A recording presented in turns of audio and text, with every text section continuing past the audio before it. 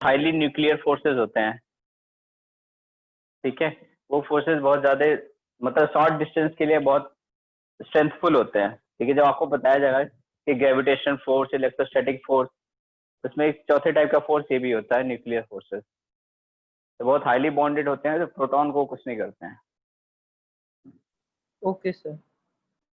Sir एक तो sir isotopes होता है, सर आइसो बार्स पढ़ा है सर, ये दोनों चीजें पढ़ी है, लेकिन सर ये आइसो डाइफर्स और आइसोटोन्स क्या होते हैं सर? सर एक क्वेश्चन तो उसमें आया था। बेटा भी आपको मैं इस चैप्टर में आगे पढ़ाऊंगा, आइसोटोन्स, इसमें नंबर ऑफ न्यूट्रॉन वगैरह बराबर करने हो, इस टाइप के क्वेश्चन है इसमें। और सर कहते हैं पोटेंशियल और स्टेबिलिटी का, मतलब पोटेंशियल एनर्जी का ग्राफ बनवाया था सर वो। सर एक बार सर वापस एक्सप्लेन कर देंगे सर? जब मैं वापस पढ़ रहा था आपकी वीडियो देख के तो मतलब थोड़ी सी कंफ्यूजन सी हो गई थी। चलिए ठीक है, मैं बता देता हूँ, ठीक है। और किसी को बेटा कुछ? सर वर्क फंक्शन और थ्रेशोल्ड एनर्जी दोनों सेम चीज होती है या थोड़ा बहुत डिफरेंस होता है दोनों में? बेटा सेम चीज होती है। ओके।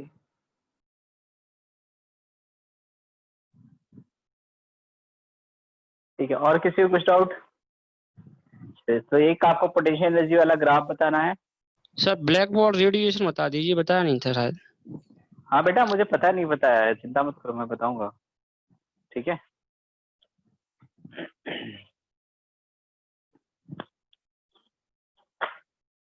ब्लैक बॉडी रेडिएशन नहीं बताया था अभी, इंटेंसिटी का भी यूज नहीं बताया था आपको, तो उसकी चिंता मत कीजिए, उसको मैं बताऊंगा।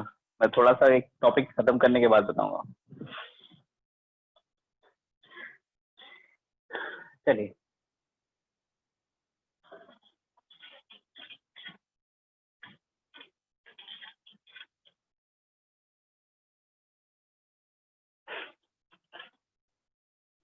देखिए, potential energy versus reaction coordinate का ग्राफ था, या फिर कह दीजिए डिस्टेंस का ग्राफ था। तो पोटेंशियल एनर्जी था, इधर एक्स था, ठीक है। तो जैसे जैसे आपके कोई भी मॉलिक्यूल है, उसकी इनिशियल पोटेंशियल एनर्जी बहुत हाई होती है, फिर धीरे धीरे करके लो होना होती है, फिर ऊपर चलती है, फिर जीरो के अप्रोच करती है, ठीक है। तो बेटा पोटेंशियल एनर्जी आपके पास जितनी पॉजिटिव रहेगी, मॉलिक्यूल उतना डीस्टेबल होता है। तो हर कोई चाहता है उसके अंदर की पोटेंशियल एनर्जी कम होनी शुरू हो जाए। तो पोटेंशियल एनर्जी जैसे जैसे धीरे धीरे करके कम होती है, मॉलिक्यूल उतना ही ज्यादा स्टेबल होता है, ठीक है। आप इसको एक सिंपल एज की तरफ से समझ लो। जैसे आप छोटे से रहते हो तो ज्यादा उछल कूद मनाते हो, जैसे जैसे आपकी एज बढ़ती जाती है आप समझदार होते जाते हो, फिर आप उछल कूद करना थोड़ा कम कर देते हो। इसका मतलब टाइम बढ़ने के साथ साथ आपकी पोटेंशियल एनर्जी क्या हो रही है, डिक्रीज हो रही है, ठीक है। तो हर कोई चाहता है कि उसकी पोटेंशियल एनर्जी मिनिमम हो जाए, जिससे मॉलिक्यूल क्या होता है, स्टेबल हो जाता है। तो सबसे मिनिमम किसी भी मॉलिक्यूल की कहाँ पे पॉसिबल होती है, इस पॉइंट पे। ये पॉइंट क्या होता है, इक्विलिब्रियम पॉइंट होता है। मतलब अगर आप इसके इधर मूव करोगे तो वापस से डुगर के यहाँ आ जाओगे, ठीक है। यहाँ मूव करोगे तो वापस से डुलक करके यहाँ पे आ जाओगे, ठीक है। रोल आउट करके आपको सेंटर वाला, दैट मीन्स वो इक्विलिब्रियम वाला पॉइंट है, वहां पे आपकी पोटेंशियल एनर्जी क्या सबसे मिनिमम है, यानी मॉलिक्यूल आपका उस पॉइंट पे रहना पसंद करेगा, ठीक है। अभी डिटेल में आपका फोर्स के साथ कैसे बैलेंस होता है वो फिजिक्स में वर्क और एनर्जी चैप्टर में आपको मिलेगा। पोटेंशियल एनर्जी उस पॉइंट पे कैसे निकालना है, आगे वाले पॉइंट पे कैसे निकालना है, फोर्स के साथ क्या रिलेशन होता है, माइनस du/dx के साथ कैसे रिलेशन निकालते हैं, ये सारा आपका फिजिक्स में आएगा, वर्क और एनर्जी चैप्टर में। Okay sir. सर यहाँ पर पोटेंशियल एनर्जी स्टेबिलिटी पे डिपेंड कर रही है ना? बिल्कुल, पोटेंशियल एनर्जी स्टेबिलिटी पे डिपेंड करती है। आपके पास अगर आपने इस टाइप से पढ़ा हो कि अगर मैं एक ब्लॉक रखा है यहाँ m मास का, अभी यहाँ पे रखा हुआ है, अब मैं इसको टांग करके यहाँ ले गया, रेफरेंस लाइन मैंने इसको माना है,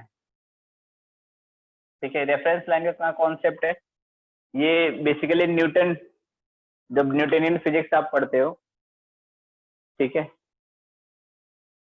हाँ बेटा, स्टेबिलिटी के लिए मिनिमम होना चाहिए पोटेंशियल। जब आप न्यूटनियन मैकेनिक्स पढ़ते हो तो आप हर चीज एक रेफरेंस में बताते हो। जैसे आप रेस्ट पे हो कि किसके रेफरेंस में बता रहे हो, अर्थ के रेफरेंस में। तो इस टाइप में जब भी हम डिफाइन करते हैं तो हम एक रेफरेंस लाइन कंसीडर करते हैं। अगर ये हमारा रेफरेंस लाइन है, ठीक है, इस एटम में या फिर इस m मास में पोटेंशियल एनर्जी की वैल्यू किसके बराबर है, h हाइट पे है, जिसमें पोटेंशियल एनर्जी किसके बराबर होगी, mgh के बराबर। ये रेफरेंस लाइन पे रखा हुआ है, यानी इसकी पोटेंशियल एनर्जी क्या होगी, 0 के बराबर होगी, ठीक है। जब पोटेंशियल एनर्जी की वैल्यू 0 हो या फिर नेगेटिव हो तो आपका समझ लो कि मॉलिक्यूल जो भी एटम है या मॉलिक्यूल है या फिर कोई बॉक्स है वो कुछ नहीं करेगा। लेकिन जिसको मैं h हाइट तक टांग के लेके गया हूँ, अब मैं उसको छोड़ दूं तो वो नीचे आएगा, आप कुछ भी कर लो उसको रोक नहीं सकते, क्योंकि उसमें पॉजिटिव में पोटेंशियल एनर्जी भर गई है। अब जब तक वो उसको कम नहीं कर लेगा तब तक वो रुकेगा नहीं। ठीक है, रुकने के बाद क्या करेगा, एक एंड पॉइंट पे आएगा, इस पॉइंट पे आने के बाद काइनेटिक एनर्जी गेन करेगा, उसका यहाँ से टकराएगा। तो आप फिजिक्स में निकालना सीखोगे कि यहाँ पे वेलोसिटी क्या आती है जब वो टकराने वाला हो उससे जस्ट पहले। कभी छत से कूद के ट्राई कर लेना, आप कितने जोर से टकराते हो वेलोसिटी कैलकुलेट कर लेना। ठीक है, चलिए। तो पोटेंशियल एनर्जी किसी की भी अगर ज्यादा रहेगी तो वो अंदर से मतलब एनर्जी ज्यादा भर गई है तो डी स्टेबल है, वो अपनी एनर्जी थोड़ा कम करके अपने आप को स्टेबल करना चाहता है। ये पोटेंशियल एनर्जी होता है। सर हाँ जी, सर आपने लिखाया था कि रेडियस ऑफ nth टर्म जो फॉर्मूला लगाया था वो आया था 0.529 और into n square by Z. Sir NCERT में दे रखा है 52.9 दे रखा है एनसीईआरटी में। बेटा यूनिट भी तो चेक कर लो। सर पिकोमीटर सर आपने कोई यूनिट लिखा ही नहीं है, कौन क्या यूनिट लिखे हैं आपके हिसाब से? बाकी लोग बताना मैंने यूनिट क्या लिखी थी। एंगस्ट्रॉम एंगस्ट्रॉम लिखा था। एंगस्ट्रॉम। हाँ जी, जी सर, जी सर। ठीक है। तो एंगस्ट्रॉम में 10 की पावर -10 होता है, पिकोमीटर में 10 की पावर -12 होता है।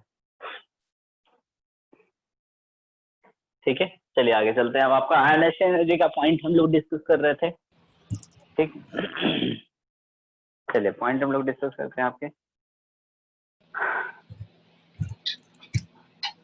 मेरे टेक्स्ट में से सब लोग ना माइक म्यूट कर लो पहले तो। और आज मेरे फोन का कैमरा उल्टी डायरेक्शन में रखा हुआ है तो शायद मेरा टेक्स्ट नहीं दिखेगा, मुझे लिखने दूसरी साइड जाना पड़ेगा। इसलिए जो भी डाउट होगा बोल के पूछ लेना, अदरवाइज थोड़ी देर चुप रहना सब लोग। ठीक है, मैं कुछ थ्योरी लिखा लूँ। बेटा माइक म्यूट करो सब लोग।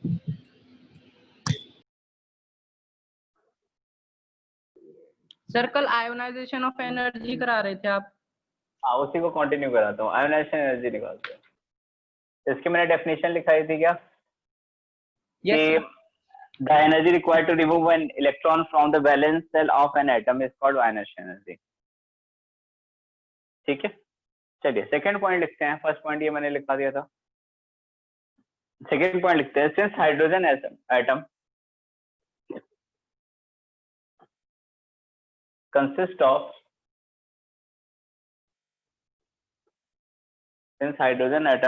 of only one electron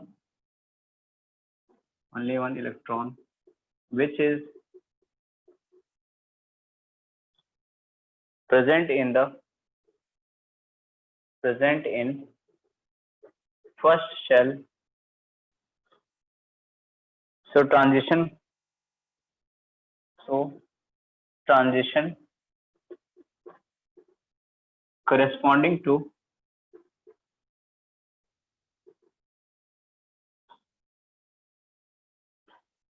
ionization energy will be।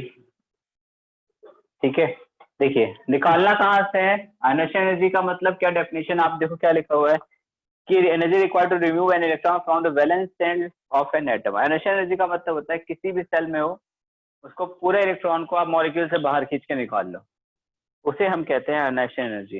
इसका मतलब ये हुआ किसी भी सेल से उसको कहाँ पे लेके जाना है, n इक्वल टू इनफाइनाइट पे। यानी हमें हाइड्रोजन के लिए अगर निकालना होगा तो n इक्वल टू 1 से हम उसको कहाँ भेजेंगे, n इक्वल टू इनफाइनाइट पे। आइसोलेटेड वही हुआ।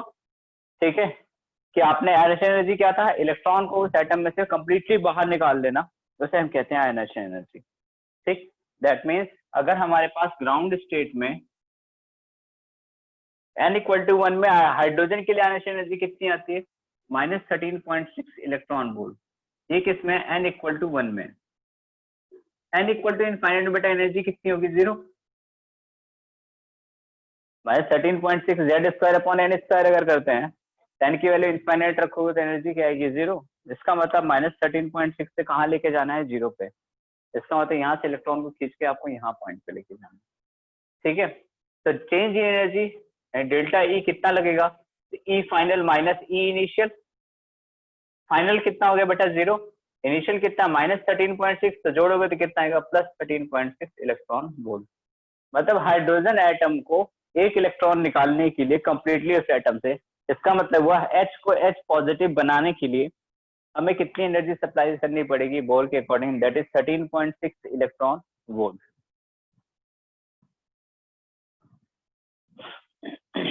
ठीक है।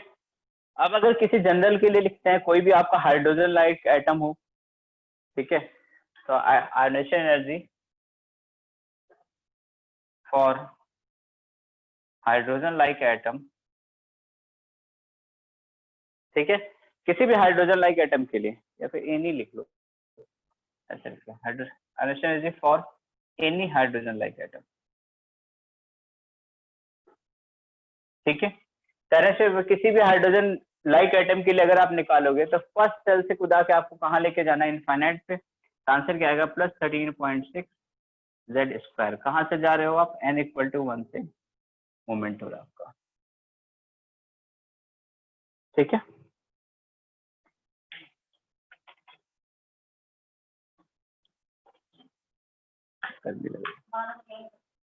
सर हाँ जी, सर ये हमेशा फर्स्ट से ही जाएगा और कोई दूसरी सेल से नहीं जाएगा?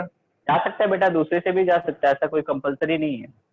अगर मान लो हमसे ये कहा जाए कि एक इलेक्ट्रॉन थे, इसको कुछ एनर्जी देके हमने एक्साइटेड कर दिया, सेकंड मतलब फर्स्ट एक्साइटेड स्टेट में, सेकंड सेल में चल गया, अब हम उसको एनर्जी दे करके फिर इनफाइनाइट निकाल रहे हैं, तो इसका मतलब फिर आपकी एनर्जी बदल जाएगी ना बेटा, फिर जो E2 की वैल्यू है वो आपकी आयोनाइजेशन एनर्जी हो जाएगी।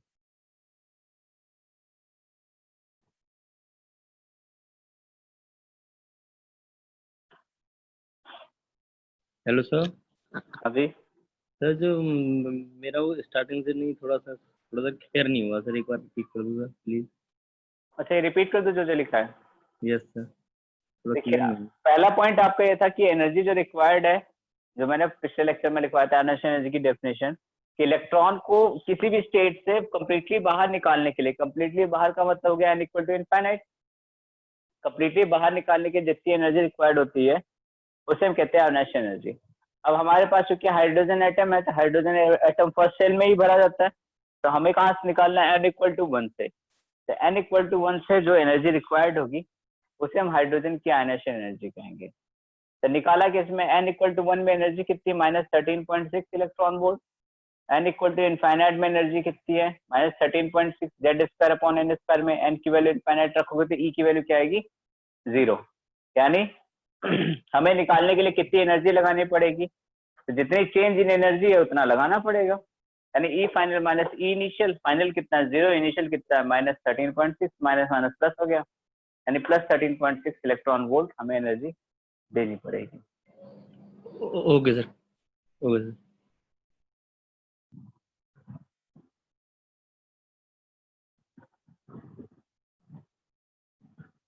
ठीक है, तो एक चीज आप याद रखिएगा, अगर आपसे कुछ नहीं कहता है तो आपको n = 1 कंसीडर करके लेके चलना है किसी भी हाइड्रोजन लाइक एटम के लिए, ठीक है। बाकी किस एक्साइटेड स्टेट में क्या है क्या नहीं वो आपको क्वेश्चन में गिवन करके देगा।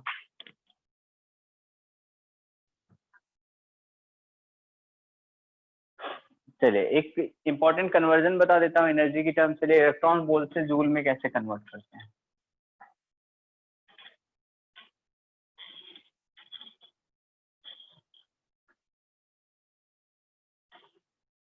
देखिए 1 इलेक्ट्रॉन वोल्ट पर, बेटा मैंने कन्वर्जन करवाया है क्या इसका? Yes sir. Yes sir. बस ठीक है, फिर तो अच्छी बात है। तो बताइए कि पर मोल और पर एटम कितना लिखवाया है? सर हर 1 मोल इलेक्ट्रॉन वोल्ट पर एटम इक्वल्स टू 96 किलोजूल पर मोल वाला। हाँ ठीक है, सही है। यानी आयोनाइजेशन एनर्जी की अगर हम बात करें किसी भी जनरल एटम के लिए, तो आयोनाइजेशन एनर्जी क्या आएगा -13.6 या फिर कह लो प्लस आएगा, ठीक है। Z² इतना इलेक्ट्रॉन वोल्ट आता है, किसके लिए होता है, एक एटम के लिए, एक मोल के लिए कितना आएगा, तो मल्टीप्लाई क्या कर दोगे 96 किलोजूल पर मोल, ठीक है। अगर पर एटम होता तो इलेक्ट्रॉन वोल्ट को सिंपल 1.6 × 10⁻19 जूल पर एटम लिख देते। अब हमसे क्या कहा हुआ है, पर मोल बताना है, तो मैंने आपको सिखाया होगा कि हम एटम को मोल में कैसे कन्वर्ट करते हैं। ठीक, तो वो वैल्यू यूज कीजिएगा।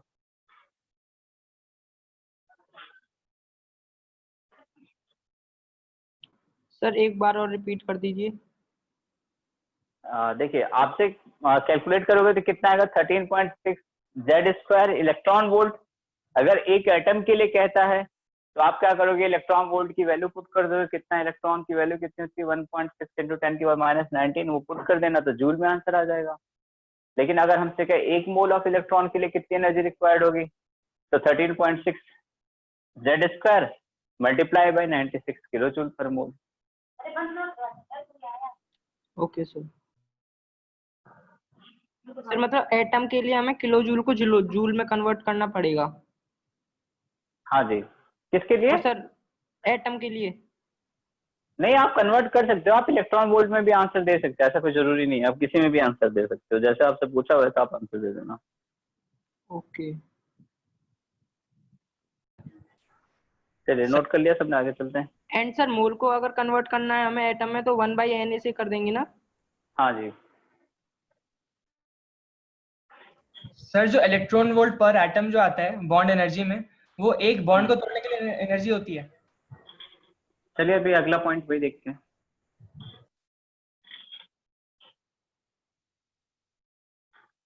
Sir 13.6 Z square into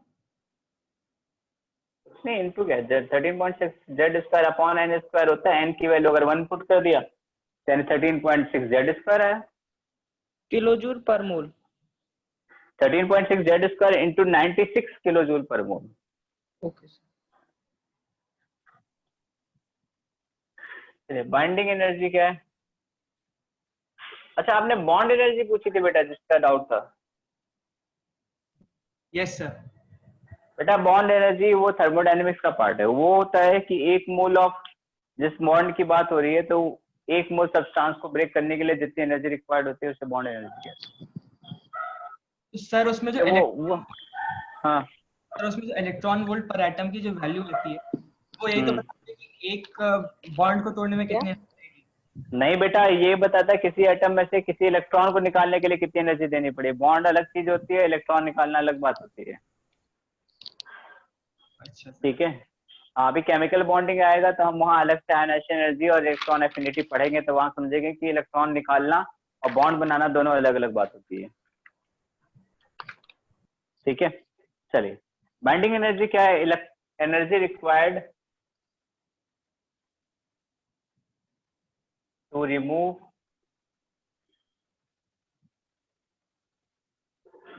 an electron, energy required to remove an electron from a given energy cell.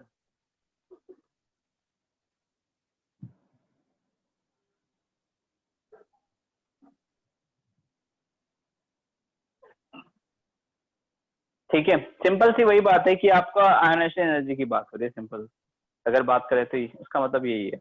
Binding energy का मतलब कोई भी मेटल है या कोई भी सरफेस है, वहां से अगर आपको इलेक्ट्रॉन निकालनी है, ठीक है, तो कितनी एनर्जी की रिक्वायरमेंट है। तो जनरली क्या होता है, बाइंडिंग एनर्जी का फॉर्मूला क्या होता है, किसी भी सेल में हो, binding energy equal to energy of nth shell. जिस सेल में आपका इलेक्ट्रॉन है बाहर वाला, उसको निकालने में कितनी एनर्जी लगी है, तो उसका मॉडुलस ले लो। तो बाइंडिंग एनर्जी में क्या करते हैं, हम निकालते हैं अपनी तरफ से, हम निकालते हैं, इसका मतलब हम एनर्जी दे रहे हैं मतलब एंडोथर्मिक प्रोसेस है। एंडोथर्मिक प्रोसेस होने का मतलब कि plus 13.6 Z square upon n square है। बाइंडिंग एनर्जी का मतलब कोई सरफेस है, वहां पे इलेक्ट्रॉन दबा हुआ है, उसको हमें उखाड़ना है। ठीक है, तो अगर आपको निकालना है वहां से इलेक्ट्रॉन, तो आपको अपनी तरफ से एनर्जी देनी पड़ेगी। तो एनर्जी कितनी देनी पड़ेगी, तो बेटा जितना उसके न्यूक्लियस और उसके बीच अट्रैक्शन फोर्स में जितनी एनर्जी उसके पास होगी, उतनी अगर दे दोगे तो छोड़ के भाग आएगा उसको। ठीक है, लेकिन एक चीज ध्यान रखना, हमने सिर्फ काम भर की एनर्जी दी है कि बस वो इलेक्ट्रॉन उसको छोड़ के बाहर निकला, उससे ज्यादा हमने कोई एनर्जी नहीं दी है। ठीक है, तो यहाँ से हमें एक चीज क्या पता चल रही है, उसमें भी हम इलेक्ट्रॉन को nth सेल से निकाल के बाहर लेके जा रहे थे। आयनाइजेशन एनर्जी में भी, बाइंडिंग एनर्जी में भी हम यही काम कर रहे हैं। बेटा माइक म्यूट कर लो अपना। बाइंडिंग एनर्जी में भी हम यही काम कर रहे हैं। ठीक है, यानी बाइंडिंग एनर्जी किसके बराबर होती है, इस पॉइंट पे बाइंडिंग एनर्जी आयनाइजेशन एनर्जी के बराबर होती है।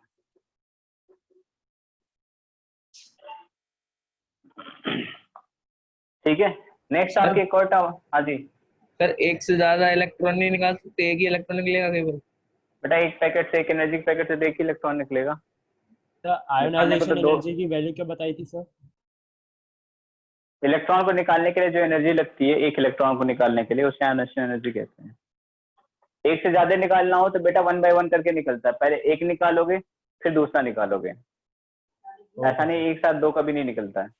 ओके सर, ये सब अगर टोटल निकालना होगा तो इन सबको ऐड करना पड़ेगा?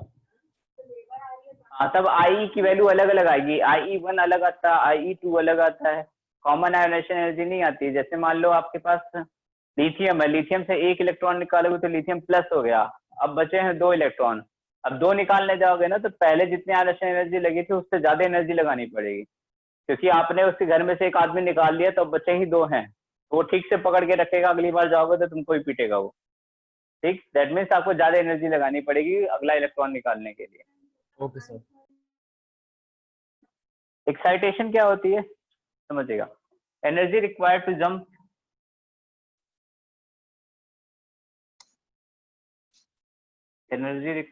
Jump an electron from lower state, lower में कोई भी हो सकता है, यानी सेल टू सेल। ठीक है, देखिए आपको 1 से 2 में पहुंचाना है तब भी एक्साइटेशन एनर्जी देनी पड़ेगी, 1 से 3 में पहुंचाना तब भी एक्साइटेशन एनर्जी देनी पड़ेगी, 1 से 5 से पहुंचाना तब भी एक्साइटेशन, 2 से 3 में पहुंचाना है तो उसे भी हम एक्साइटेशन एनर्जी कहते हैं। ठीक है, तो सिंपल सी बात है, आपको अगर सेल में रखना है, इलेक्ट्रॉन को कंप्लीटली बाहर नहीं करना है, आपस में सेल में कूदवाना है उसको, तो जो एनर्जी आप दोगे उसे हम एक्साइटेशन एनर्जी कहते हैं। लेकिन हम जनरली क्या करते हैं, ग्राउंड स्टेट के रेफरेंस में डिफाइन करते हैं कि फर्स्ट एक्साइटेड स्टेट क्या है, सेकेंड एक्साइटेशन स्टेट क्या है, थर्ड क्या है, इस टाइप से हम डिफाइन करते हैं। ठीक है, तो फर्स्ट एक्साइटेशन स्टेट क्या है, n=1 से n=2 में जाना। सेकेंड एक्साइटेशन स्टेट क्या है, n=3 की वैल्यू आपको गिवन है, आप चेक कर लो कि क्वेश्चन में आपसे क्या कह रहा है, ग्राउंड स्टेट से जाने को कह रहा है कि फर्स्ट एक्साइटेशन स्टेट से सेकेंड में जाने को कह रहा है। ये क्वेश्चन आपका बताएगा कि कहाँ से कहाँ इलेक्ट्रॉन भेजना है। ठीक है, कोई स्टेट अगर लिख देगा मतलब इलेक्ट्रॉन की वो पोजीशन फिक्स कर रहा है कि कौन से शेल में है, तो अगर सेकेंड एक्साइटेशन स्टेट लिखा है दैट मीन्स वो आपके लिए पोजीशन क्या फिक्स कर रहा है, n=3। थर्ड एक्साइटेशन स्टेट लिखा है दैट मीन्स वो पोजीशन क्या फिक्स कर रहा है, n=4। अब कहाँ से जा रहा है ये वो मेंशन नहीं करता, वो क्वेश्चन में लिख करके आपको देगा। ठीक है, चलिए अब 2-4 सवाल कर लेते हैं, कहानी राम कहानी बहुत होगी। नोट कर लिया?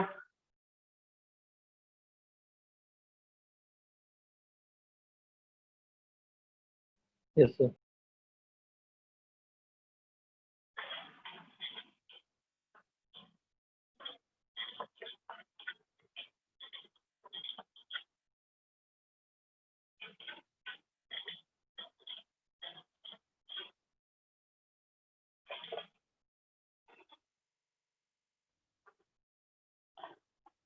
चलिए, क्वेश्चन है the radii of 2 Bohr orbit, the radii of 2 Bohr orbit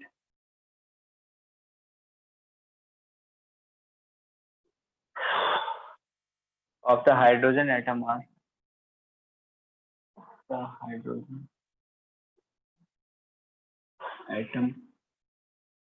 are in the ratio of 4:9.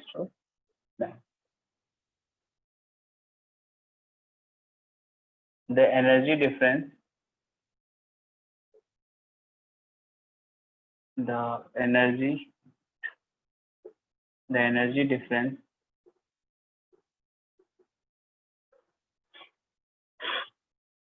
between them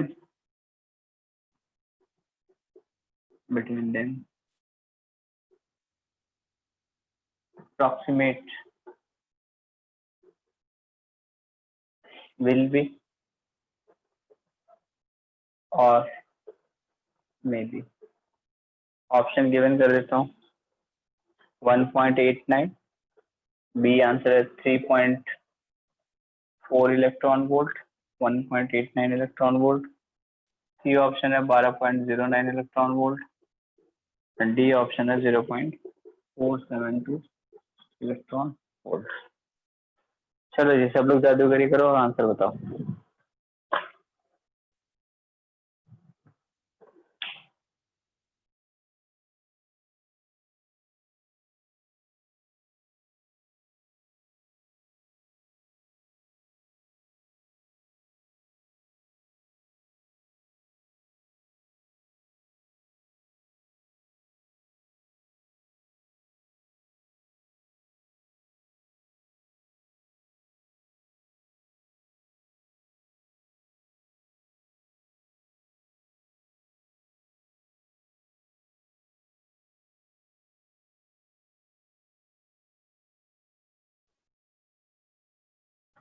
बेटा इसमें मल्टीपल चॉइस है, ध्यान रखना, मतलब एक से ज्यादा करेक्ट है।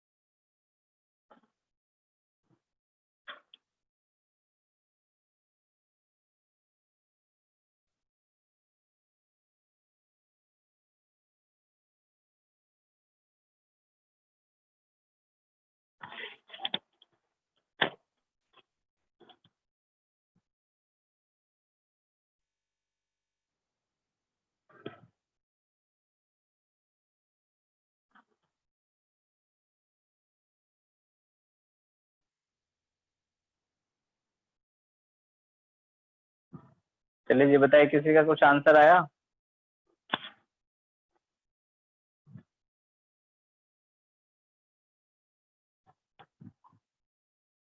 वन 1.89। अच्छा तो कुछ लोग का आंसर आया 1.89। अच्छा एक बच्चे के दोनों आ गए, ए और डी।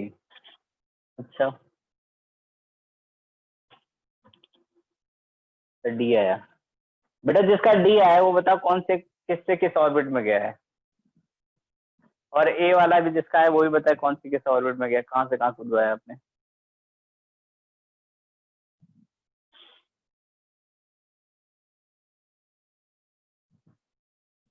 बेटा 1.89 जिसका आंसर है बताइए किस एंड से किसने जंप किया है।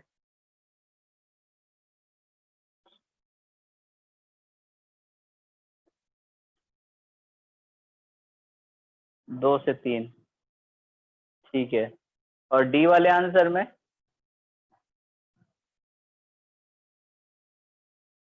दो आंसर आए, ए और डी, तो ए वाला तो 2 से 3 हो गया, ठीक है।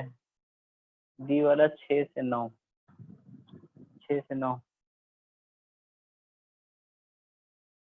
बेटा 6 से 9 वाला अपना माइक अनम्यूट करो।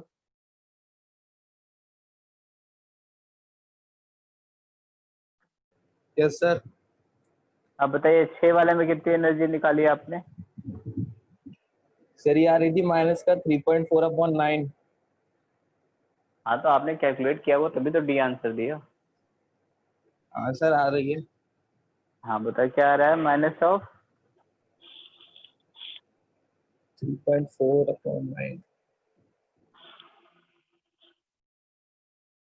8 से 12। बेटा बोल तुम कुदा दिया आपने।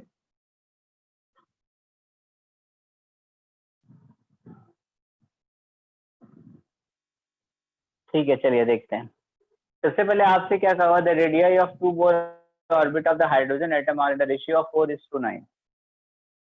ठीक है, मतलब 4:9 का रेशियो है, यानी और एक ही किसी एक ही एटम के लिए लिखा हुआ है, यानी R1/R2 का रेशियो किसके बराबर है? N1² upon N2²। क्योंकि हमारा क्वेश्चन के अकॉर्डिंग क्या Z सेम है, यानी R is directly proportional to n square है। तो R1 अपॉन R2 किसके प्रोपोर्शनल है? 4/9।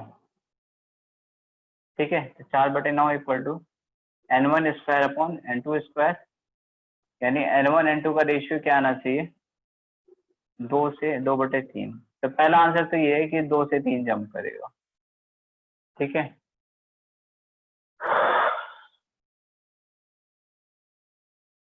हाइड्रोजन एटम के लिए 2 में कितना एनर्जी होते हैं? -13.6 जेड स्क्वायर मतलब 4। 3 में कूद के गया, यानी कितना hydrogen energy difference between them.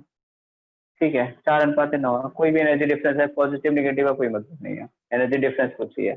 13.6 divided by 4 और 13.6 डिवाइडेड बाई 9, ये 13.6 कॉमन ले लो। 9 में से 4 कितना बचा? 5/36।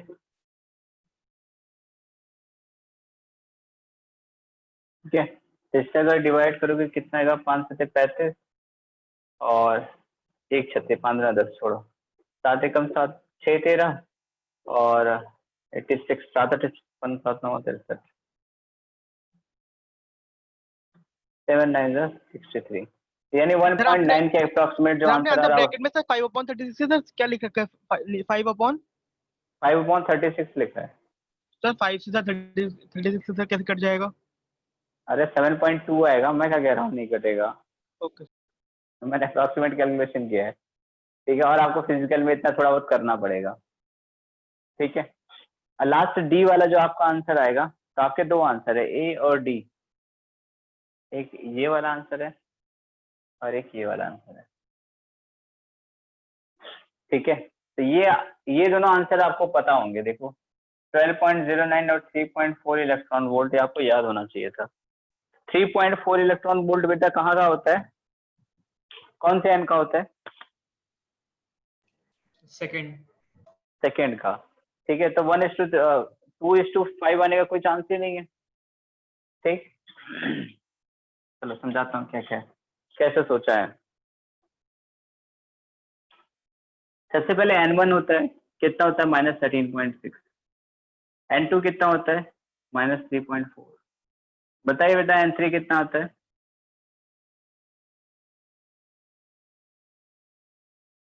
और 1.51। चलिए n4 कितना आता है? 0.85। 0.85। n5 कितना आता है? चलिए 4 तो मैंने कहा था आपसे याद रखने के लिए। ठीक है, -1.51 और -0.25। 0.54। ठीक, अब आपसे कहा है 12.09, यहाँ से यहाँ तक का गैप कितना है आपका? 10.2 का, और यहाँ से यहाँ तक का गैप कितना है आपका? 1.9 का। ठीक है ना, 1.9 का गैप। दैट मीन्स ये टोटल गैप कितना हुआ आपके पास? तो 10 1 11 12.1 के बराबर का गैप हुआ। यानी आपका जंप ये कहाँ से कहाँ तक दिखा रहा है? ये 1 से 3 दिखा रहा है, और ये कहाँ से कहाँ? ये तो n=2 की ही वैल्यू है, यहाँ से कुछ नहीं आएगा। ठीक है, तो उसको तो छोड़ दिया। लास्ट डी वाला आपके पास ऑप्शन बता, तो डी वाले में क्या कह रहा है? 0.472 आ रहा है। ठीक, तो इसका मतलब यहाँ तो आसपास नहीं होगा, इसके ऊपर ही कहीं होगा। तो एक चीज आप एग्जाम में था सर आंसर 4 to 6 जंप करेगा। हाँ जी, 4 to 6 आंसर आएगा। ठीक है, तो इसका मतलब आपको पेपर में दिया है तो आपसे बहुत लंबी कैलकुलेशन नहीं करवाना चाह रहा है। तो अभी आप 3-4 तक पहुंच गए हो, इसका मतलब 1-2 स्टेप और आगे बढ़ोगे आपको आंसर मिल जाएगा। तो बेटा वहां आलस मत काटने लग जाना और सॉल्व कर लेना, या फिर अगर आपको इस टाइप के क्वेश्चन मिलेंगे तो आप इस क्वेश्चन को स्टार लगा के आगे बढ़ना, और पेपर को जब दोबारा अटेम्प्ट करते हैं, क्योंकि ऑब्जेक्टिव पेपर है आपका, बोर्ड एग्जाम नहीं है। बोर्ड में भी जनरली ऐसे करते हैं कि आप क्या करो, जो आता है उसको सबको पहले पन्ने में भर दो, फिर दोबारा अटेम्प्ट करने आते हैं। तो जब दोबारा अटेम्प्ट करने आते हैं तो जो स्टार लगा रखे हैं उनको अटेम्प्ट करना शुरू करो, जो थोड़े से कैलकुलेटिव हो, वो सॉल्व हो जाए, बीच में अटक जाए। ठीक है, वो सॉल्व होके बीच में अटक जाए तो आप दूसरे पे आओ। ठीक, समझ नहीं आया डी ऑप्शन? सर हाँ जी, सर 4 से 6 पे कैसे आ रहा है डी ऑप्शन? मेरा तो सर 8 से 12 पे आ रहा है, मतलब अच्छा 8 से 12 1.89 में 4 का डिवाइड देंगे तभी तो आएगा ना ये।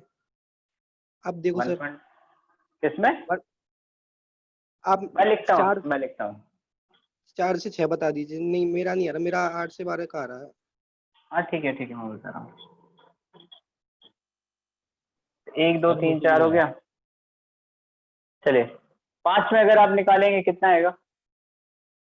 -13.6 डिवाइडेड बाई 25, -13.6 डिवाइडेड बाई 25, यानी अगर इसको सॉल्व करेंगे तो आएगा 25 25 125 यानी 0.5 और 11 25 चौके 100, ठीक है, यानी फिर 10 यानी 25 चौके 100 तो 0.54, ठीक। फिर इसके ऊपर वाला n = 6 के लिए देखो तो 13.6 डिवाइडेड बाई 70, तो 3 चौका 120, 4 चौके 24, 4 0.37 सर 0.37 0.37 आ रहा है। 0. आ गया सर, आ गया क्लियर।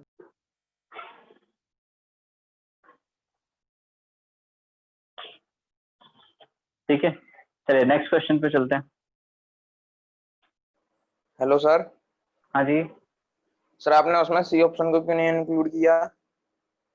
बेटा सी ऑप्शन को 1 से 3 आपको जंप कराने पे 12.9 मिल रहा है, लेकिन हमने क्या निकाला है कि दोनों ऑर्बिट का रेशियो क्या आना चाहिए, n1:n2 क्या आना चाहिए, 2/3 आना चाहिए।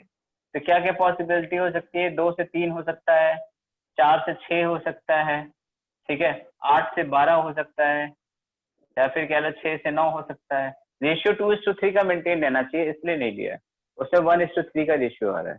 Okay sir.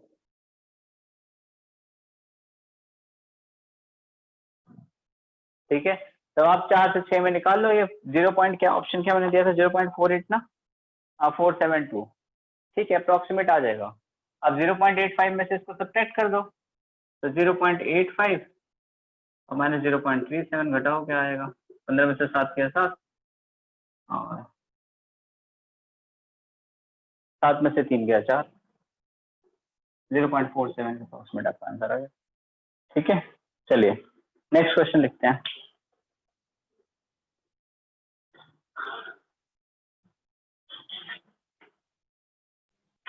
चलिए इस बारे में बेटा किसी को और डाउट नहीं है ना इस क्वेश्चन में? Hello sir. हाँ जी सर मुझे तो नहीं है, लेकिन ये एकता को ऑप्शन डी में डाउट है सर, उसको क्लियर करा दीजिए, उसका माइक रहता है ऑफ। अच्छा ठीक है मैसेज है तो ठीक है बेटा, मैं बता देता हूँ। बेटा एक आपको क्या समझ में नहीं आया इसमें, देखिए हमें क्या निकालना। अच्छा ये बताइए 2 से 3 आ गया आपको?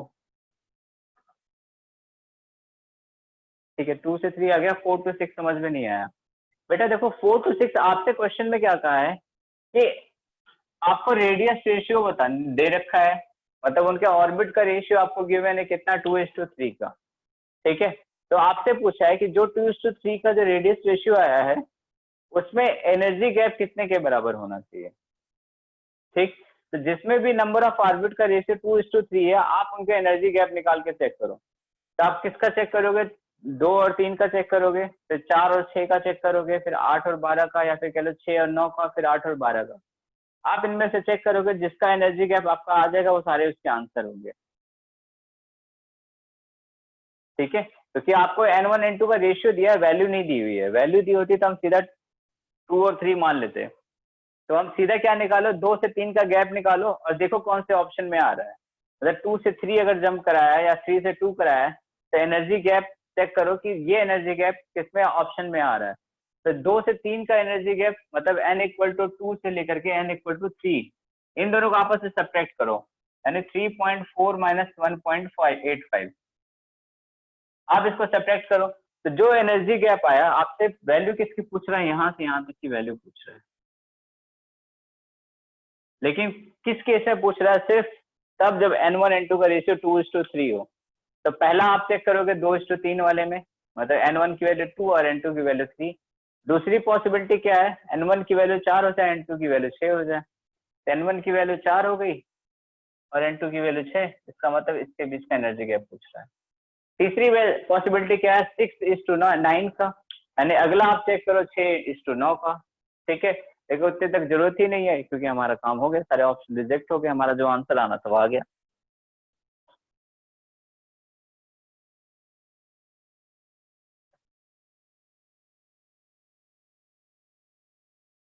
चलिए ठीक है, सर हम एनर्जी गैप जो 2 और 3 में होगा, जब उन दोनों को माइनस करेंगे तो हमारा फर्स्ट वाला ऑप्शन आ जाएगा। हाँ जी। और सर जब हम 4 to 6 को करेंगे तो हमारा डी था वो आ जाएगा। हाँ ठीक है, आपसे एनर्जी गैप पूछा है ना, तो आप 4 से 6 का देखो आ रहा है कि आंसर कि नहीं, 2 से 3 का आ रहा है कि नहीं आ रहा है, 8 से 12 का आ रहा है कि नहीं आ रहा है, तो आप हर एनर्जी गैप को चेक करोगे। सर हमने जो एनर्जी को एलिमिनेट कैसे किया था? किसको? बी वाले ऑप्शन को एलिमिनेट कैसे किया था?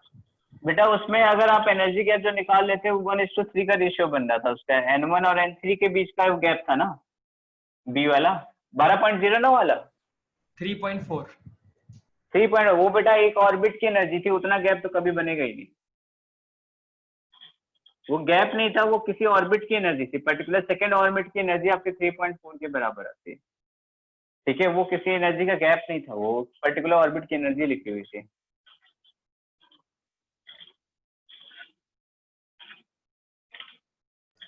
सर ये गैप तो इसमें और इंफिनिटी में आएगा ना, N2 और इंफिनिटी के हाँ, N2 और इंफिनिटी के बीच होता तो 3.4 आंसर होता। बीच। चलिए नेक्स्ट क्वेश्चन लिखिए। सर उसमें जो The- आर, अगर हम वैसे सर आर निकालते हैं तो हम 0.529 इंटू करते हैं ना, हाँ तो सर हमने 0.529 को कांस्टेंट ले लिया कोई भी। नहीं, कांस्टेंट है, हमने लिया नहीं है, कांस्टेंट है।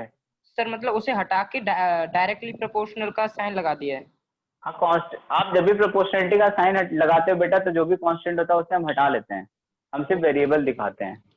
जैसे अभी हमने रेडियस का फॉर्मूला क्या पढ़ा हुआ है, R equal to 0.529 n square divided by z। अब आपसे क्वेश्चन में मान लो कह दिया कि n कांस्टेंट है, तब आप जब R की प्रोपोर्शनलिटी लगाओगे तो सीधा 1/z लिखोगे, बाकी कुछ नहीं लिखोगे। Okay sir. ठीक है, तो प्रोपोर्शनलिटी में उसी को रखते हैं जो वेरिएबल हो, बाकी सबको हटा दो, चाहे वो पहले वेरिएबल लाओ कांस्टेंट हो, हमें नहीं मतलब है। अगर सवाल में कह दिया वो कांस्टेंट है तो कांस्टेंट हट जाना चाहिए proportional. The energy of an electron in first orbit of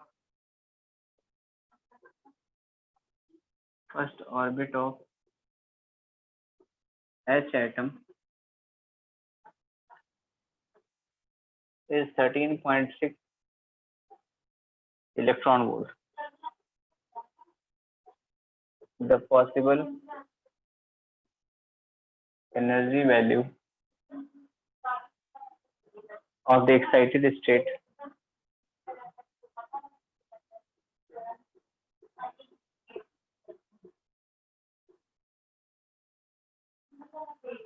for electron in Bohr orbit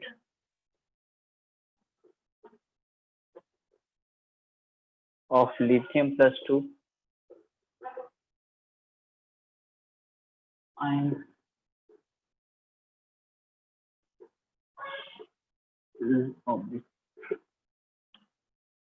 ये ऑप्शन आपका -3.4 electron volt, B option -30.6 electron volt, C option आपका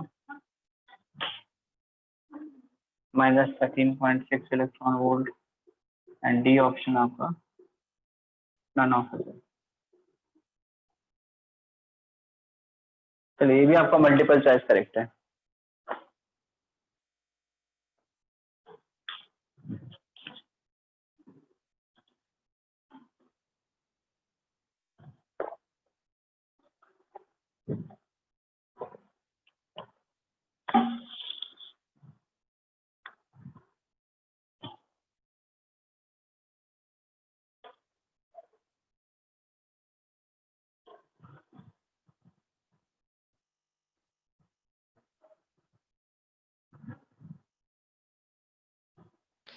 सर इसमें लिथियम +2 आयंस के बाद क्या लिख रहा है? इज ऑब्लिक आर, मतलब अगर एक ऑप्शन करेक्ट होगा तो इज होगा, मतलब सिंपल ग्रामर लिखा हुआ है। सिंगुलर के लिए इज लगाते हैं, प्लूरल के लिए आर लगाते हैं। अच्छा ए ऑप्शन आया बेटा, बाकी भी आएगा। ये मेरी थोड़ा सही हो जा।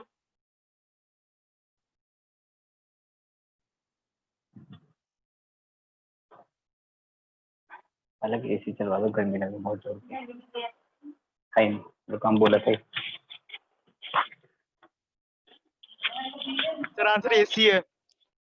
हाँ जी, आंसर ए और सी है। अच्छा ठीक है, देखते हैं। ये उनका बन गया।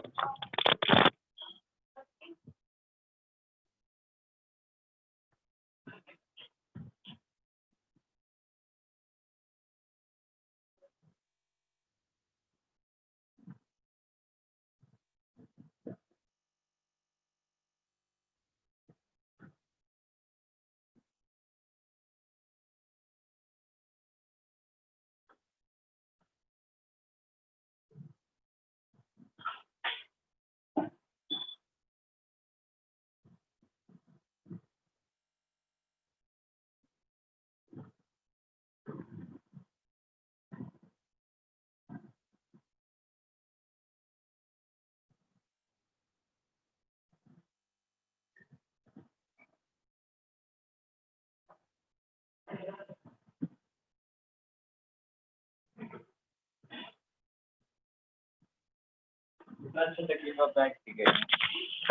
छटक किलो बैग चलिए, आंसर इसका तीनों ऑप्शन सही है, ए बी सी तीनों सही है। ये भी है, ये भी है और ये भी है। अच्छा हाउ बेटा, एन और जेड आप फ्री हो, मतलब कुछ भी रख सकते हो। आपके लिए जेड जेड फिक्स कर दिया, आप एन बदलो, कुछ भी बदलो, बस आंसर आना चाहिए। तो सब कुछ करके देख लो। देखिए 3.4 जेड हाइड्रोजन के लिए कब आता है, जब एन की वैल्यू क्या होती है, 2 होती है, मतलब 4 से डिवाइड होना चाहिए। ठीक है, ये मतलब हुआ 13.6 into Z square upon n square. Z हमारे लिए फिक्स हो गया, कितना है 13.6 इंटू 3 का स्क्वायर करोगे तो 9।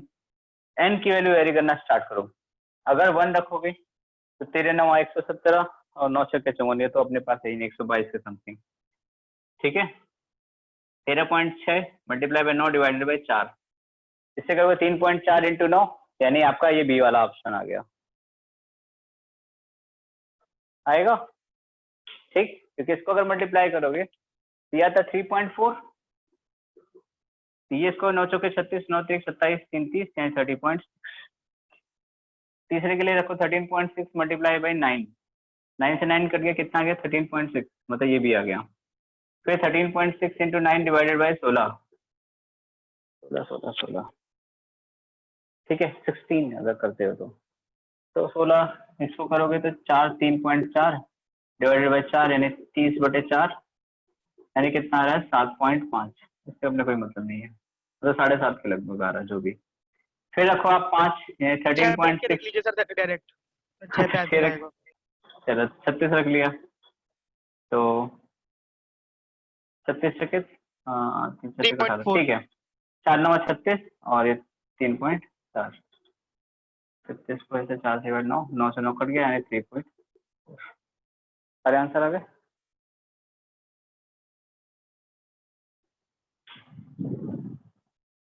ठीक है, चलिए, और किसी को बेटा कोई दिक्कत परेशानी किसी पार्ट में? सर इसमें साइन जो नेगेटिव है और आपने पॉजिटिव, इससे कोई दिक्कत तो नहीं? अरे नहीं, नेगेटिव में ही बताना है, मतलब मान लिया ना नेगेटिव लगा हुआ है, मैं सब कैलकुलेशन नेगेटिव में किया है। सर कंफ्यूजन होता ना। अच्छा ठीक है, मैं अगली बार लिख दिया करूंगा। बेटा z इक्वल टू 9 नहीं है, z इक्वल टू 3 है, 3 का स्क्वायर करोगे तो 9 लिखा हुआ है। हेलो सर, 13.6 कैसे आएगा? n की वैल्यू 3 रखो, देखो लास्ट में लिखा हुआ है ना, तीसरा वाला पार्ट देखो, 13.6 इंटू 9, ये तो z की वैल्यू आपने पुट कर दी। z हाँ जी बोलो। सर मैं ये कंफ्यूजन है सर, पहले रखा 1 फिर 4 फिर 9, सर ये क्या मतलब समझ 1 रखा है, फिर 2 रखा है, फिर 3 रखा है, फिर 4 रखा है, फिर 6 5 नहीं रखा, 6 रख दिया सीधा। अब डर ये क्यों किया n की वैल्यू अलग अलग वैल्यू के लिए आपसे एनर्जी पूछिए ना, the possible energy values of the excited state for electron in Bohr orbit of lithium plus 2 ions. ठीक है, यानी n की आपकी अलग अलग वैल्यू के लिए लिथियम की सिंपल एनर्जी पूछी हुई है।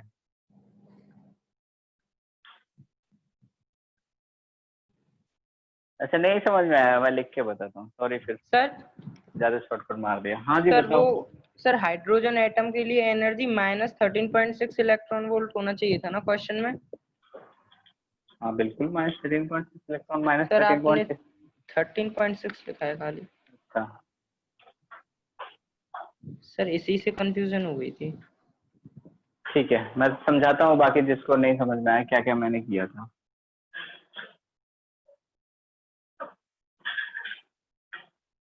ठीक है, देखिए हाइड्रोजन का n इक्वल टू 1 के लिए हमने एनर्जी क्या निकाला था, -13.6 इलेक्ट्रॉन वोल्ट। लेकिन एग्जैक्टली फॉर्मूला क्या होता है, किसी भी nth ऑर्बिट में एनर्जी के लिए फॉर्मूला होता है -13.6 z² अपॉन n स्क्वायर। ठीक है, अगर हमारे पास हाइड्रोजन एटम, हाँ जी बोलो एक क्या डाउट है सर? बस ये बता दो कि n की वैल्यू पॉजिटिव होती है नेगेटिव मतलब? बेटा n की वैल्यू पॉजिटिव होती है, n इक्वल टू 1 2 3 4 5 6 7 8 9, n की वैल्यू सिर्फ पॉजिटिव इंटीजर होता है और कुछ नहीं होता है। ठीक है, नंबर ऑफ ऑर्बिट है ये क्वेश्चन। नहीं बेटा नहीं था, अरे एक बच्चे ने करेक्ट करवाया ना, मैंने गलती से यहाँ पे +13.6 लिख दिया था, इसको आप भी करेक्ट करके -13.6 लिख दो। ठीक है, चलिए मैं इसको आपको एक्सप्लेन करता हूँ। En की वैल्यू -13.6 z² अपॉन n²। किसी भी एनर्जी स्टेट में, किसी भी स्टेट में अगर आप एनर्जी लिखोगे तो यही फॉर्मूला लगेगा। अगर मैं फर्स्ट एक चीज हमारे पास फिक्स कर दिया, लिथियम +2, हमसे क्या कहा हुआ, लिथियम +2 की अलग अलग एनर्जी स्टेट में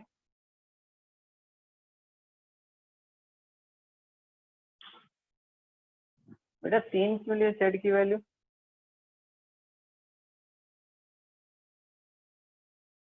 बेटा मैंने मानी नहीं है, लिथियम का एटॉमिक नंबर क्या होता है? अरे गधो, z क्या होता है?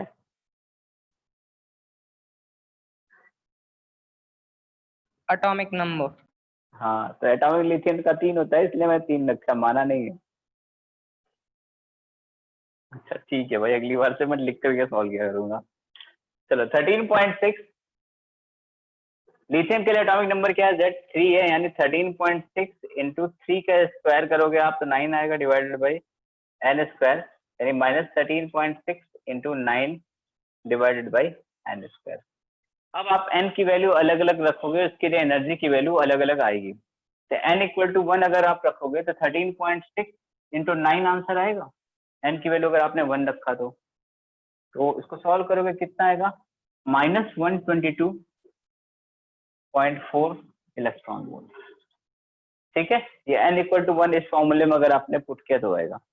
n इक्वल टू 2 रखोगे तो बेटा कितना आएगा, -13.6 इंटू 9 डिवाइडेड बाई 4, इससे डिवाइड किया कितना है 3.4, यानी कितना है -30.6। ये n इक्वल टू 2 के लिए एनर्जी है लिथियम की।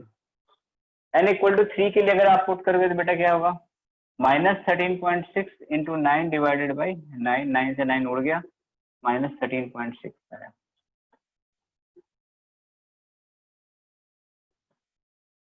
ठीक है, अब समझ में आया क्या किया मैंने? Yes sir. चलिए अभी भी किसी कोई डाउट? सर हाँ बोलो। सर कोई क्वेश्चन ऐसे दे सकता है कि सर एनर्जी हाइड्रोजन एटम की फर्स्ट ऑर्बिट में कुछ और दे दे? हाँ बिल्कुल, हाइपोथेटिकल अजम्पशन कर सकता है, जब करेगा तो तब फिर आप सर उसके हम उस टाइप के क्वेश्चन को कैसे सॉल्व करेंगे सर? हमें तो बस यही पता है कि 13.6 हो सकती है और हो नहीं सकती। नहीं, अगर मान लो आपसे क्या कहता है, हाइड्रोजन एटम की फर्स्ट ऑर्बिट में एनर्जी क्या है, -22.4 मान लो दे दिया, या -15 दे दिया। ठीक है, तो इसका मतलब आपको जो कांस्टेंट आगे लिखा होता है ना, ये -13.6 इंटू Z² अपॉन n², अगर उसने बोला फर्स्ट ऑर्बिट में 15 इलेक्ट्रॉन वोल्ट है, इसका मतलब उसने कांस्टेंट बदल करके 15 कर दिया, बात खत्म। Okay okay sir. ठीक है, चलिए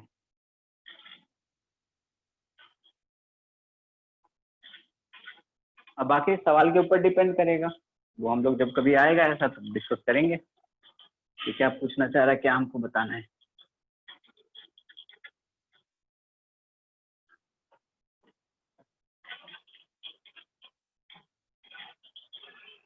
चलिए एक और सवाल लिखता हूँ। The ionisation energy of hydrogen atom in ground state, ठीक है, इज x किलो जूल। हो गया कुछ इस टाइप का आपका सवाल जो आपने पूछा था, ठीक है। The energy required, the energy required for an electron to jump from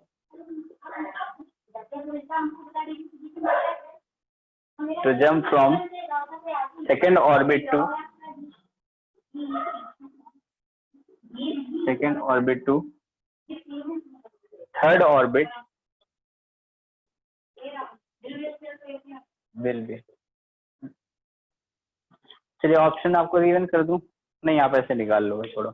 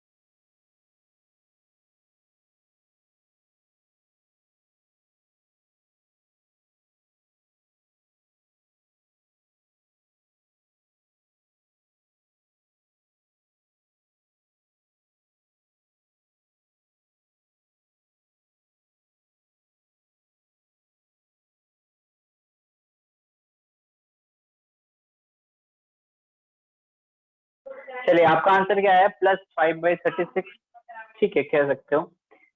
answer है -5/36। इस चीज का ध्यान रखना, आपसे क्या कहा हुआ है, आयनाइजेशन एनर्जी कहा हुआ है, ठीक। आयनाइजेशन एनर्जी आपकी क्या आती है, हमेशा पॉजिटिव में आती है, ठीक। बट सर इलेक्ट्रॉन जंप करने की बात कर रहा है ना, तो उसमें तो वो नेगेटिव पॉजिटिव में लेंगे ना। हाँ ठीक है, मैं क्या कह रहा हूँ कि पॉजिटिव में नहीं लोगे, मैं तो ग्राउंड स्टेट की एनर्जी लिखने जा रहा था। Okay sir okay. Ground state की अगर आप एनर्जी लिखोगे तो कितनी आएगी, -x किलो जूल, ठीक है। किसकी बात हो रही है, हाइड्रोजन एटम की।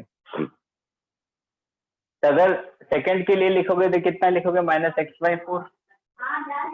थर्ड के लिखोगे तो -x/9। देखिए अगर आप यही एटम कुछ और होता, ठीक है, तब भी आपका आंसर इसी टाइप से आता। जैसे हाइड्रोजन एटम की जगह अगर लिथियम एटम बेटा में लिख देता ना, लिथियम +2 एटम, इसके ग्राउंड स्टेट की एनर्जी में अगर x किलो जूल लिख दूंगा तब भी वेरिएशन इसी टाइप से चलेगा।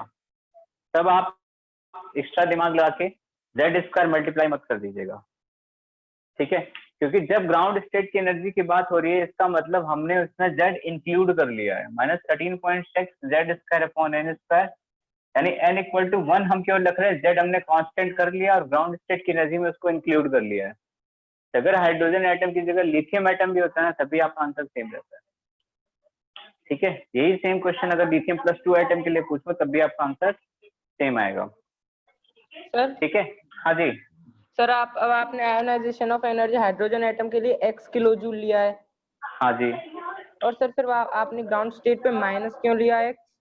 आयनाइजेशन एनर्जी है ना, आयनाइजेशन एनर्जी का मतलब होता है कि आपका आयनाइजेशन एनर्जी हम क्या निकाल रहे थे पहले, क्या ग्राउंड स्टेट में -13.6 था, इसको इलेक्ट्रॉन को निकालने में कितना देना पड़ा था, +13.6। तो मैंने क्या लिखा था कि आयनाइजेशन एनर्जी वही होती है जो आपकी जिस एनर्जी स्टेट में है वही सेम एनर्जी होती है, बस पॉजिटिव के साथ होती है, क्योंकि आयनाइजेशन एनर्जी क्या है, आप इलेक्ट्रॉन निकालने के लिए जितनी एनर्जी देनी पड़ेगी वही है। ठीक है, तो माइनस का मतलब अट्रैक्टिव फोर्स की वजह से रुका हुआ है, पॉजिटिव का मतलब उतना अमाउंट ऑफ एनर्जी देके हमने इलेक्ट्रॉन बाहर निकाल लिया। सर इसका मतलब इसका एक्चुअल आंसर -5x/36 आएगा, पर हमें उसे पॉजिटिव रखना है। किसका आंसर इसका? हाँ बेटा, Yes, sir. अगर सेकंड ऑर्बिट का हम निकालो, सेकंड से थर्ड में जंप कराना है, ठीक है, तो आंसर पॉजिटिव में आएगा, क्योंकि सेकंड ऑर्बिट से आपने थर्ड में भेजा, यानी फाइनल माइनस इनिशियल करोगे ना, तो -x/9 माइनस +x/4, तो आप आंसर क्या दोगे, 4 इधर गया 9 इधर गया, +5x / 36 आंसर आएगा। ये पॉजिटिव निगेटिव का साइन बेटा स्ट्रिक्टली ध्यान रखना, ऑप्शन में आपको जरूर बदल करके देगा। ठीक है सर पॉजिटिव का चक्कर समझ नहीं आया सर, ये पॉजिटिव क्यों होगा, मतलब आंसर +5/36 क्यों होगा? देखो, जिस जिस डेल्टा ई की वैल्यू जब आप लिखते हो, इसका मतलब बात किसकी कर रहे हो आप, ई फाइनल माइनस ई इनिशियल की।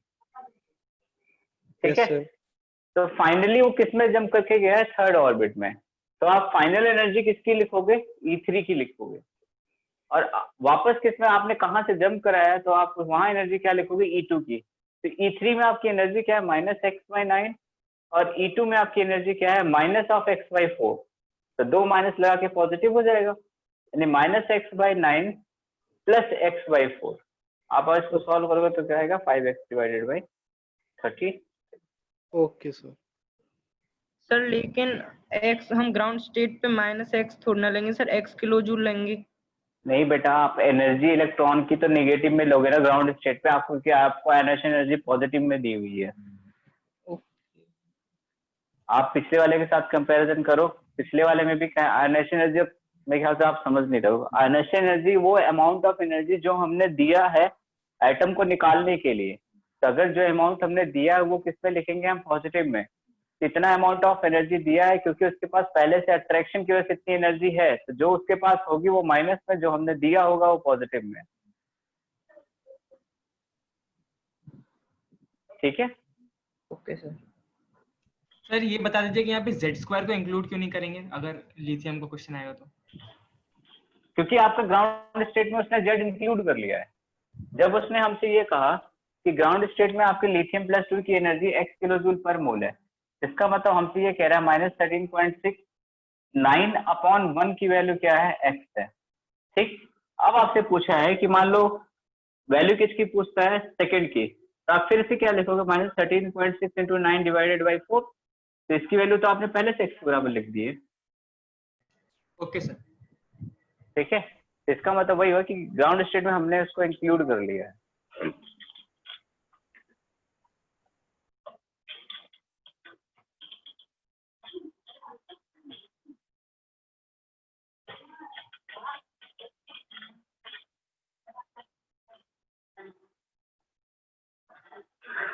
चलिए, अब हम नेक्स्ट एक और क्वेश्चन लिखिए।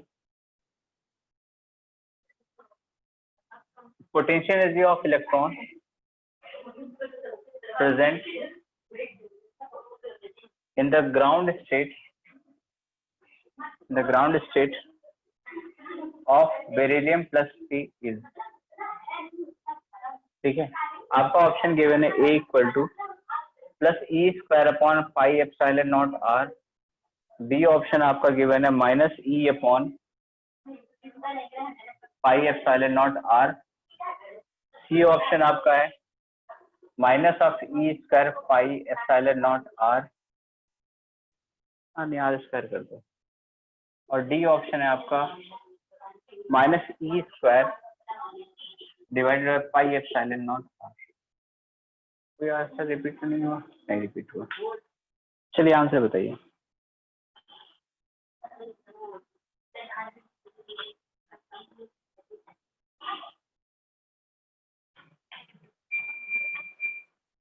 अरे तो कर रहे हैं ना, गर्म ठंडा हो जाने तो फिर कर देंगे, ठंडा हो जाने तो कर देंगे।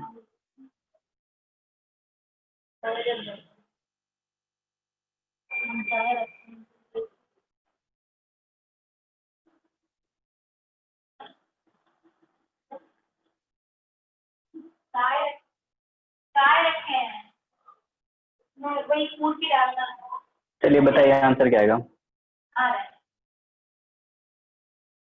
अभी हमने के की वैल्यू आपको नहीं बताई थी शायद, बेटा किसी को पता है वो के की वैल्यू एप्सिलॉन? अच्छा आ गया आंसर, सी आंसर है। अच्छा हंस गए फिर तो।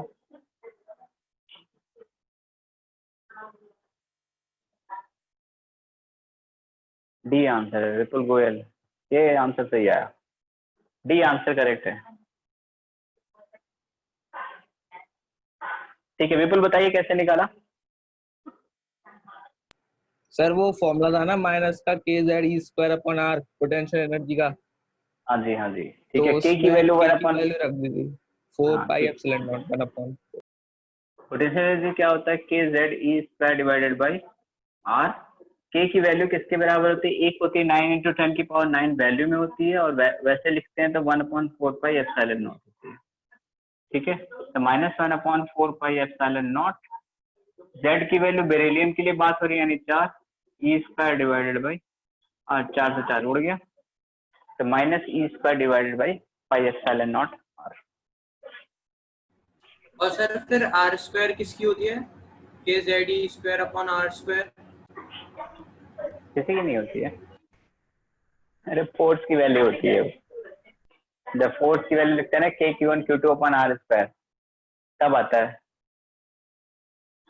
ठीक है और जब पोटेंशियल एनर्जी की बात होती है तो K Q one Q two divided by R आता है। चलिए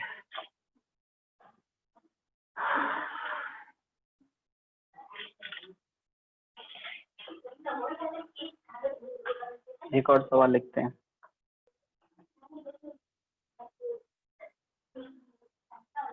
The first ionization potential, the first ionization potential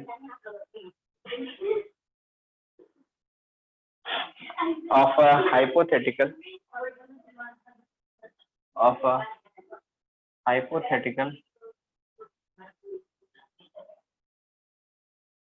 sir atom। हाँ जी सर ये सॉल्यूशन समझ में नहीं आया। कौन सा वाला, ये सर ये पोटेंशियल एनर्जी वाला सर 1/4 पाई, ये ई नॉट कैसे लिख दिया? के की वैल्यू होती है बेटा, तो के कांस्टेंट होता है। 9 इंटू 10 की पावर 5 लिखी है आपने। हाँ 9 इंटू 10 की पावर 9 भी होती है, वो वैल्यू कहाँ से आती है, वो यहाँ से आती है। आप एप्सिलॉन नॉट की वैल्यू लिखते हैं तब आती है। सर ये एप्सिलॉन नॉट क्या है? बताओ भाई, किसी को पता है एप्सिलॉन नॉट क्या है? Sir permittivity of free space. Constant है। ये बता, ये मैं शायद आपकी क्लास में पहले बता चुका हूँ ना।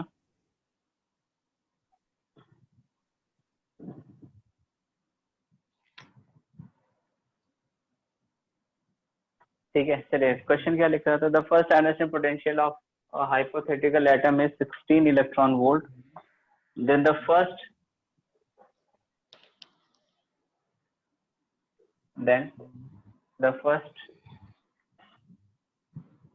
excitation potential will be, first excitation, बेटा माइक म्यूट कर लो, potential will be, चलिए आंसर दीजिए, मैं ऑप्शन दे रहा हूँ। 10.2 वोल्ट, बी ऑप्शन है आपका 12 वोल्ट, सी ऑप्शन है 14 वोल्ट, और डी ऑप्शन है आपका 16 वोल्ट। ठीक है जिसको आता है वो 1 मिनट का टाइम दे रहा हूँ, ट्राई कर लो, फिर मैं बताता हूँ कैसे लिखते हैं उसको। पोटेंशियल इक्वल टू एनर्जी, नहीं potential difference multiply by charge equal to energy. जो मैंने मोलिकन्स ऑयल ड्रॉप टेस्ट में कराया था, charge into potential equal to energy, यानी क्यू इंटू वी बराबर एनर्जी, उससे करना है।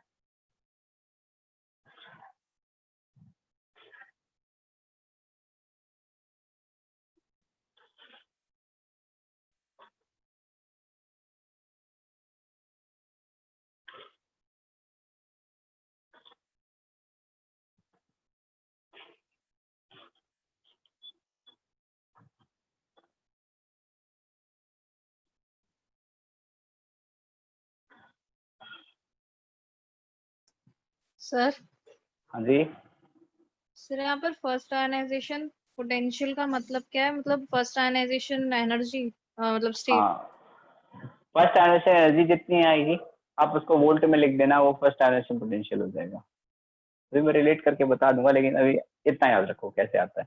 जैसे अगर मैंने कहा वो 16 इलेक्ट्रॉन वोल्ट है, दैट मीन्स उसका फर्स्ट आयनाइजेशन पोटेंशियल 16 वोल्ट है।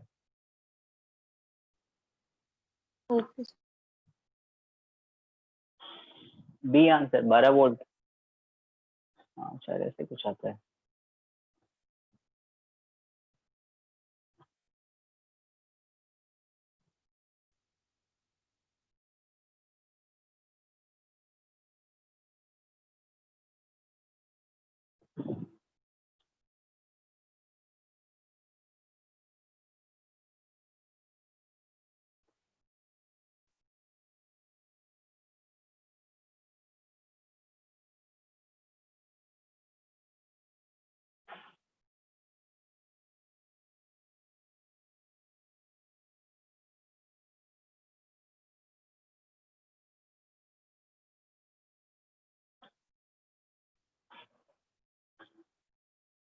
ठीक है, आंसर 12 सही है। देखिए आपका इलेक्ट्रॉन कहाँ पे है? ग्राउंड स्टेट में। फर्स्ट आयनाइजेशन पोटेंशियल का मतलब ये हुआ कि इनडायरेक्टली आपको ग्राउंड स्टेट की एनर्जी दे दी है, ठीक है। तो आयनाइजेशन एनर्जी देने का मतलब यही होता था ना कि जिस स्टेट में है उस स्टेट की आपको एनर्जी गिवन है, क्योंकि आपका आंसर क्या आता था? जिस स्टेट में है वही एटम, वही स्टेट पॉजिटिव में उसका आंसर आ जाता था। तो अगर इसने कहा है कि एटम की 16 इलेक्ट्रॉन वोल्ट है फर्स्ट आयनाइजेशन पोटेंशियल का मतलब ये है कि आपका ग्राउंड स्टेट से एटम को उठा करके बाहर करने के लिए, यानी इनफाइनाइट में लेके जाने के लिए कितनी एनर्जी रिक्वायर्ड है? 16 इलेक्ट्रॉन वोल्ट। यानी यहाँ पे क्या रहेगा? -16 इलेक्ट्रॉन वोल्ट, ठीक है। अगर इतनी अमाउंट ऑफ एनर्जी रही होगी तो दूसरे में कितनी रही होगी? तो 16/4 Z² अपॉन N²। N की वैल्यू 2 रखोगे तो 4, 16/4 कितना आएगा? 4। यानी इसमें कितना आएगा? 4 इलेक्ट्रॉन वोल्ट, ठीक है। तो बेटा गैप कितना आएगा? Then the first excitation potential will be, यानी यहाँ से यहाँ तक का गैप कितना आएगा? टोटल 12 इलेक्ट्रॉन वोल्ट के बराबर आएगा, ठीक। तो देखिए यहाँ से, अरे ये इलेक्ट्रॉन वोल्ट एक्साइटेशन ऐसे लिखना था, 16 वोल्ट, ठीक है। 16 वोल्ट लिखना था। मतलब ग्राउंड स्टेट से आपके इलेक्ट्रॉन को पूरा बाहर निकालने के लिए कितना पोटेंशियल अप्लाई करना पड़ा? तो आंसर है 16 वोल्ट का, ठीक है। तो एनर्जी कितनी लगी होगी? तो एक फॉर्मूला आप ध्यान रखना, कभी भी अगर हम कोई पोटेंशियल डिफरेंस अप्लाई करते हैं जिसका पोटेंशियल डिफरेंस V के बराबर हो, तो जितना ये एनर्जी प्रोड्यूस करता है उस एनर्जी की वैल्यू क्या होती है? चार्ज इंटू V के बराबर। V का मतलब पोटेंशियल, Q का मतलब चार्ज। आपके पास इलेक्ट्रॉन है, that means E into V के बराबर आपकी एनर्जी होती है, ठीक है। तो आपसे क्या कहा? पहला आयनाइजेशन पोटेंशियल आपका 16 वोल्ट है, फर्स्ट एक्साइटेशन पोटेंशियल उसने पूछा है। तो दैट मीन्स आपको ग्राउंड स्टेट में एनर्जी कितना गिवन है? 16 इलेक्ट्रॉन वोल्ट गिवन है, माइनस के साथ में। सेकंड में कितना है? -4 इलेक्ट्रॉन वोल्ट। बेटा दोनों के बीच में गैप कितना आएगा? +12 का, यानी 12 electron volt is equal to charge की वैल्यू कितनी? E। पोटेंशियल कितना अप्लाई किया हमें नहीं पता, E से E कट गया। वोल्टेज की वैल्यू कितनी आई? 12 वोल्ट। अब ठीक है, कोई बुद्धि मत लगा देना कि V से V काट दिया। यहाँ V यूनिट है, यहाँ भी वैल्यू है पोटेंशियल की,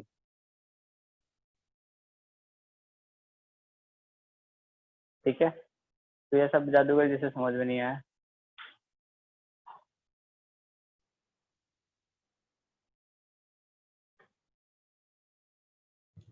क्वेश्चन में वोल्ट दिया हुआ है और यहाँ हाँ जी इलेक्ट्रॉन वोल्ट यूज किया है, वो क्यों किया है?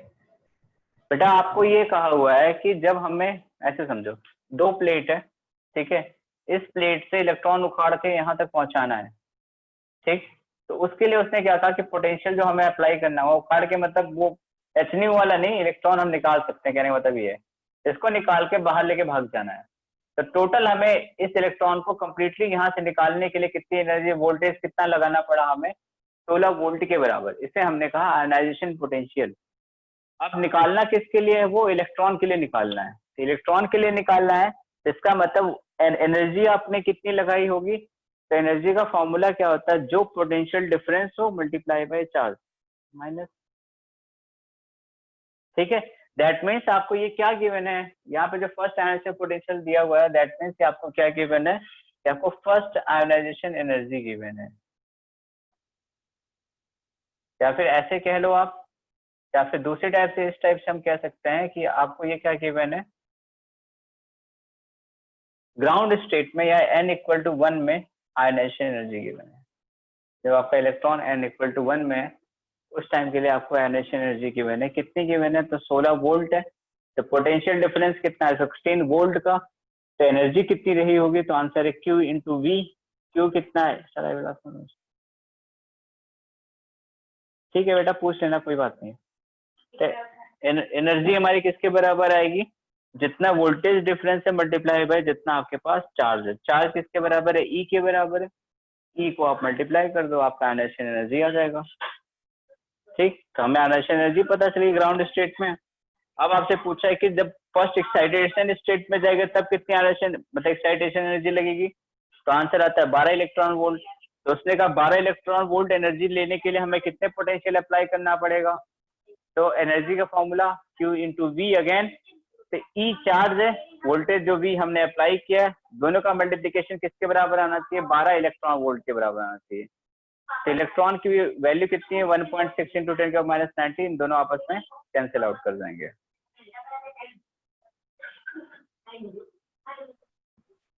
चलिए आगे चले। सर हमने इसको इक्वल क्यों पुट करा, 12 EV को हमने E और EV को इक्वल क्यों पुट करा हमने इधर, इतनी अमाउंट ऑफ एनर्जी चाहिए जो हमने पोटेंशियल अप्लाई किया है, इसलिए मैंने इक्वल पुट किया।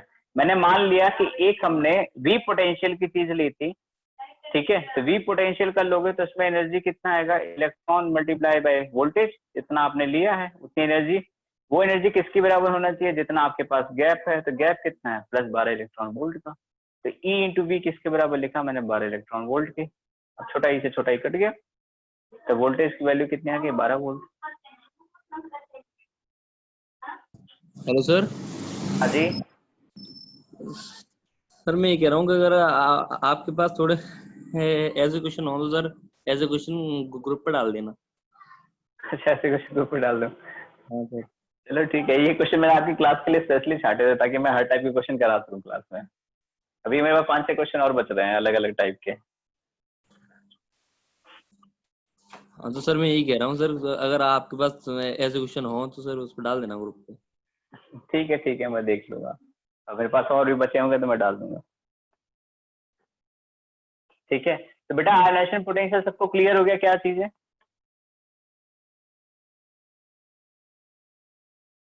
ठीक है।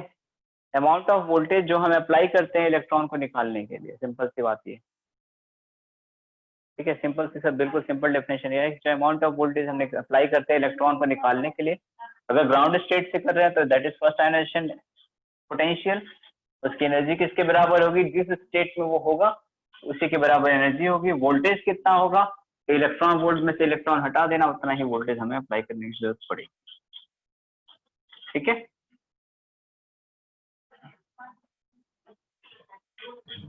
सर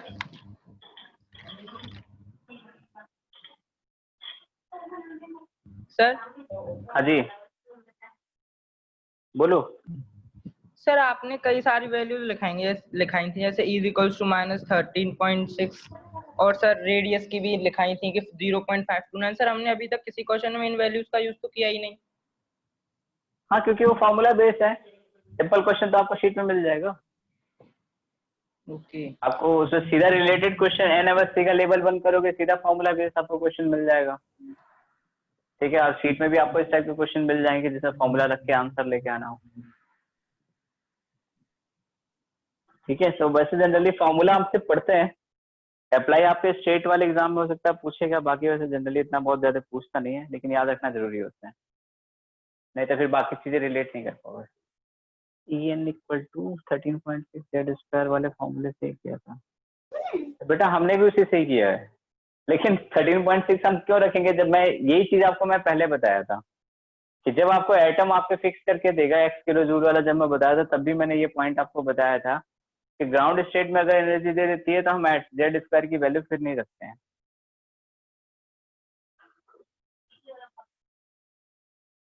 ठीक है,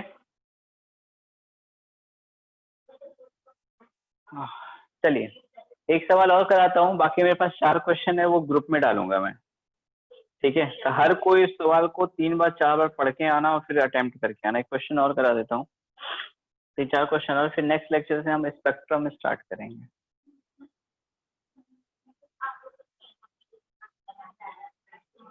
रेडिएशन, एक मिनट, ऐसे लिखो, ये मत लिखो, देखो the ionisation potential, the ionisation potential of electron in ground state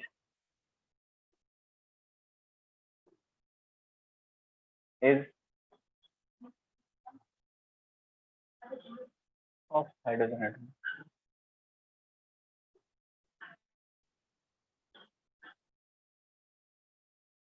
is 13.6 electron volt per atom. Then the ionization potential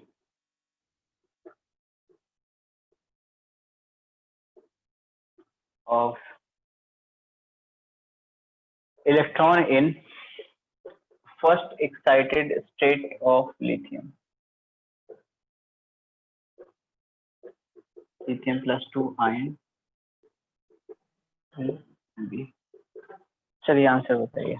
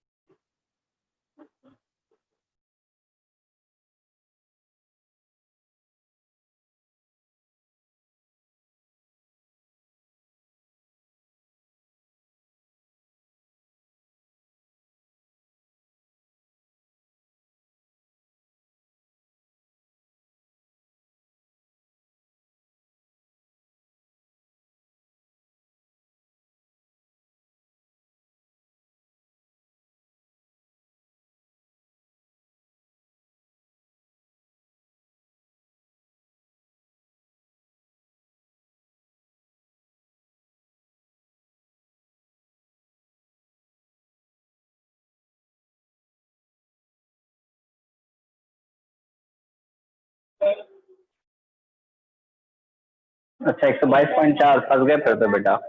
पहला ऑप्शन देगा और तुरंत 5 नंबर तुम देके आओगे, 4 नंबर तो आंसर वाला और 1 नंबर निगेटिव वाला। हाँ प्लस 30.6 सर 30.6। हाँ जी 30.6। मैंने क्या कहा जो, अरे फिर इलेक्ट्रॉन वोल्ट लिख दिया, वोल्ट में रहेगा। ठीक है चलिए आपको, क्योंकि मैंने जिस बुक से उठाया था फिर शायद उसमें हर बुक में यही लिखा हुआ था कि इलेक्ट्रॉन वोल्ट में रहा होगा। ठीक है चलिए हाइड्रोजन के लिए आपका, मैंने क्या कहा कि आप सेकंड जिस जहां पे भी पूछे एक लाइन आपको लिखे हुए कहाँ गया वो, फर्स्ट एक्साइटेड स्टेट। इसका मतलब कहाँ पे पूछ रहा है, n = 2 में पूछ रहा है। तो आप सिंपल क्या करो, n = 2 में एनर्जी निकालो, तो कितना आएगा -13.6, z की वैल्यू कितना 3 3 का 9 डिवाइडेड बाय 4, 3.4 कितना आया -30.6 इलेक्ट्रॉन वोल्ट। आप इसी को पॉजिटिव में 30 वोल्ट आंसर दे दो। ओह 30.6 वोल्ट आपका आंसर हो गया। ठीक है यूनिट के साथ इधर उधर खेल करना है, बाकी कुछ नहीं है। ठीक है चलिए बाकी सवाल ग्रुप में आएंगे। और बोर में काफी कुछ हमने पढ़ लिख लिया, अरे बोर का ही चलेगा, स्पेक्ट्रम भी उसी का ही पार्ट है। ठीक है तो वही आदमी जाते जाते गलती कर जाता है तो स्पेक्ट्रम में कर जाएगा। अच्छा एक और बाबा जी का लंगर बट रहा है, बेटा खत्म हो गया सवाल मेरे पास, 3-4 सवाल हैं वो मैं आपको ग्रुप में दे दूंगा। हाँ जी सर जो आपने फोटो डिसोसिएशन का एक क्वेश्चन कराया था उस तरह के भी डाल देना। अच्छा फोटो डिसोसिएशन का क्वेश्चन करा, ठीक है मैं डाल दूंगा। Okay thank you sir N Awasthi try कर लें सर। हाँ बिल्कुल लेवल 1 आप ट्राई कर लो। अगर टाइम मिल जाए तो लेवल 2 भी कर लो, कोई दिक्कत नहीं है, ओके आराम से हो जाएगा, कोई दिक्कत नहीं है। ठीक है, चलिए ओके।